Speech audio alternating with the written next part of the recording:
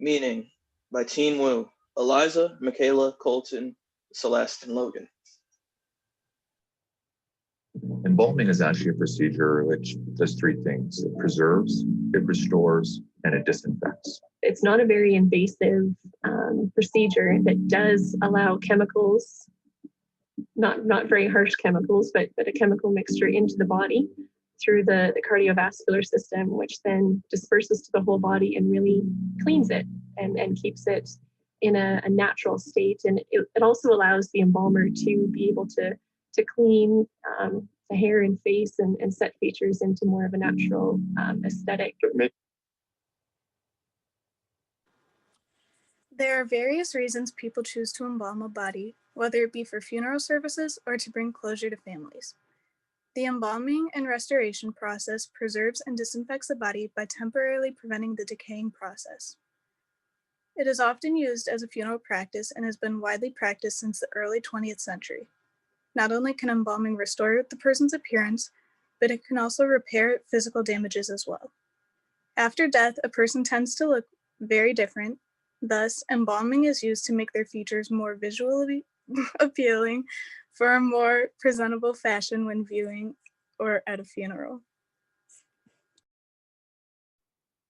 Embalming started during the Civil War period. Dr. Thomas Holmes, a captain in the Army Medical Corps, was assigned to Washington, D.C., where he embalmed many Army officers killed in battle. He reportedly embalmed over 4,000 bodies. This allowed the Union dead to return to their hometowns for proper burial. After Dr. Holmes realized the potential of embalming, he offered it to the public for $100. Embalming gave people ample amount of time to arrange and prepare for a funeral without the worry of a body decomposing. The primary purpose of embalming is disinfection. Some pathogens die after the host does, but many dangerous organisms survive after in the dead tissue.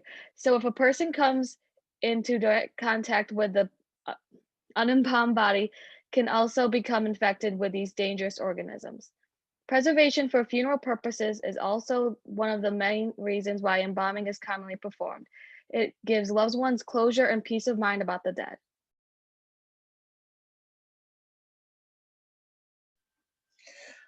There's a lack of knowledge amongst the general population about embalming, partially because the gruesome nature of embalming,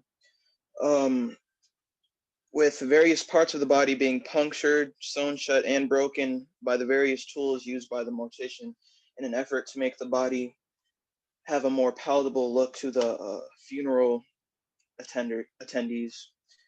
It is also a very morally ambiguous activity.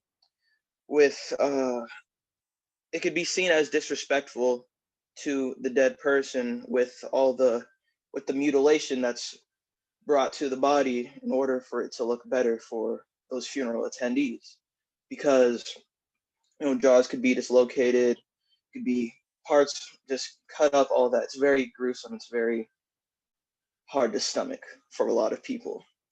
There's also a legality issue. There's not a very clear extent to which the defacing of the body becomes illegal, and some people, it's just not a very palatable thing for people to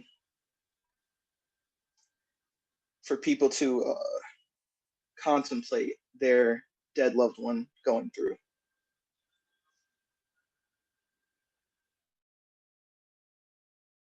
So who does Milford blame?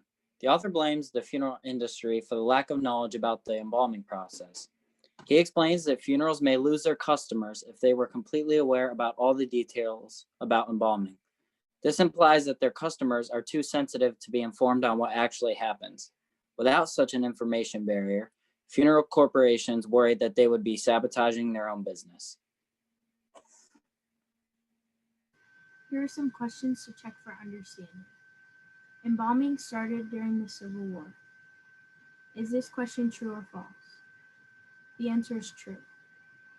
What are two main purposes for embalming a body? A, for fun, B, to preserve, C, to protect, or D, to disinfect? The two answers are to preserve and to disinfect. A man by the name of blank is known for his embalming work. A, Thomas Edison, B, Dr. Holmes, or C, Brad Pitt? The answer is B, Dr. Holmes. The process of embalming is used all over the world. Is this question true or false? The answer is true. And here's our bibliography. Thank you for watching.